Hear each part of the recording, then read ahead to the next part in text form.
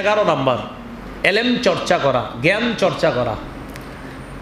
জ্ঞান চর্চা আপনি এটা গোপনে করতে পারেন, প্রকাশ্য করতে পারেন। বাকি প্রকাশ্য জ্ঞান আপনারা যখন এটা চর্চার প্রতি উদ্বুদ্ধ হবেন, দরজা বন্ধ করার পরেও আপনার নেশা কাজ করবে না এলেম অন্বেষণ করা।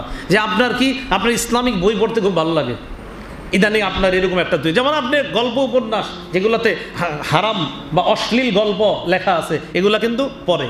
তো আপনি বিপরীত দিকে কি করলেন, ভালো ভালো যেটি ইসলাম কোরআন সুন্নাহ আপনারে শিখায় এই বিষয়ে আপনি চর্চা করা শুরু করলেন, এটা আপনি চর্চা করে দেন। তো আগে গোপনে আপনি উল্টাপাল্টা ম্যাগাজিন পড়তেন, এটার পরিবর্তে এখন কোরআন সুন্নাহ সম্বলিত কিতাবাদি পড়েন। আমাদের সালফে সালিহিনদের বক্তব্য হলো আল ইলমু সালাতুস সিররি, সুবহানাল্লাহ বলতেছে এলেম হলো গোপন নামাজের মতো। সুবহানাল্লাহ, এলেম গোপন নামাজের মতো বিদ্যা, কোরআন সুন্নাহর বিদ্যা গোপন নামাজের মতো। এটা কিন্তু হাদিস না, এটা আমাদের সালফে সালিহিন আলেমদের বক্তব্য। আর কি ওয়া ইবাদাতুল কলব, এটা কলবের ইবাদত। এলেম চর্চা কলবের ইবাদত, অন্তরের ইবাদত। এলেম কোরআন সুন্নাহর জ্ঞান যখন থাকবে আপনাকে বাধা দিবে না, না না না এই গুনাহে অভ্যস্ত হওয়া যাবে না, লিপ্ত হওয়া যাবে না। এই হলো 11 নাম্বার। সৌদি আরবের বিখ্যাত আলেম মোহাম্মদ বিন আপনার সালেহ আল উসাইমিন রহমতুল্লাহ আলাই, তিনি একটা সুন্দর কথা বলছেন, ইন্না তালাবাল ইলমি ইবাদাতুন। তিনি বলেছেন অনেকগুলা দলিল আদিল্লা উপস্থাপন করার পর যে এলেম অন্বেষণ করাটাই আলাদা ইবাদত। সুবহানাল্লাহ, এলেম অন্বেষণ করাটা কি আলাদা ইবাদত। এটা ইবাদত সম্পর্কে ইনশাআল্লাহ হজের আলোচনা শুরুতেই ইবাদত সম্পর্কে আলোচনা করব।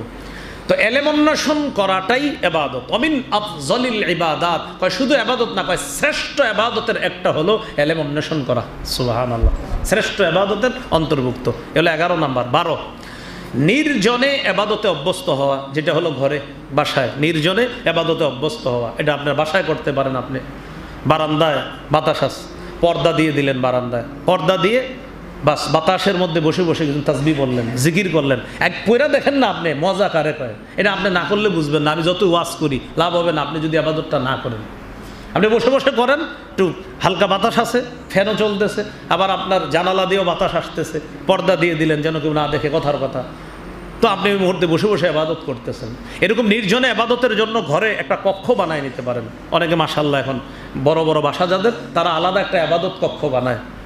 রাসূলুল্লাহ সাল্লাল্লাহু আলাইহি সাল্লাম বলেন, সহিহ বুখারীর বর্ণনা ৭২৯০ নম্বর হাদিস, নবী বলেন সাল্লু আইয়ুহান নাস ফি বুয়ুতিকুম, হে মানুষ তোমরা তোমাদের ঘরে নামাজ পড়ো। কি নামাজ? নফল নামাজ। এটা উদ্দেশ্য। ফাইন্না আফজালা সালাতিল মারই ফি বাইতিহি ইল্লাল মাকতুবা, কয় ফরজ নামাজ ছাড়া যত নফল নামাজ আছে এই নফল নামাজ ঘরে পড়া আফজল, সবচাইতে শ্রেষ্ঠ। ফরজ ছাড়া নফল নামাজগুলা ঘরে পড়া এটাই শ্রেষ্ঠ। আবু দারদা রাদিয়াল্লাহু তাআলা আনহু বলেন, নি'মা সাওমাতুল মারইল মুসলিমি বাইতুহু, কয় মুসলমানদের জন্য নফল ইবাদতের জন্য শ্রেষ্ঠ জায়গা হলো তার ঘর। কয় কেন? ইয়াকুফু লিসানা, ঘরে তার জিহ্বাকে সে হেফাজত রাখে, ও ফরজা তার লজ্জাস্থান হেফাজত রাখে, ও বাসর তার দৃষ্টিকে সে হেফাজত করে। এটা আবু দারদা রাদিয়াল্লাহু তাআলা আনহু মন্তব্য করেছেন। নবীর সাহাবী তো আর জানতেন না 1500 বছর পরে পুরা একটা দেয়ালেই থাকবে টেলিভিশন। কি থাকবে? পুরা এক দেয়াল একদম পুরা দেয়াল ব্যাপী একদম, মানে হয়তো দেয়াল সাইড দুই পাশে একটু খালি থাকে আর কি, আর পুরাটা একদম পুরাটা অনেকে আপনার ঘরের ইন্টেরিয়র করে কিভাবে জানেন, যে একটা হলো টেলিভিশন কক্ষ। এটা সরমত করে, মানে কেমনে মুসলমান যে এটা কক্ষের নাম বানায় টেলিভিশন কক্ষ, লজ্জা শরমের তো ব্যাপার আছে। এটা হলো দেখে, তো দেখাটাও তো হারাম, আবার টেলিভিশন কক্ষ বানায় কেমনে? এটা বানায় বিশাল বড়। তো নবীর সাহাবী কয় ঘরে থাকলে দৃষ্টি হেফাজত করতে পারে। কোথায় দৃষ্টি হেফাজত? না ঘরেই তো আপনার সব নিয়ে বসে আছে।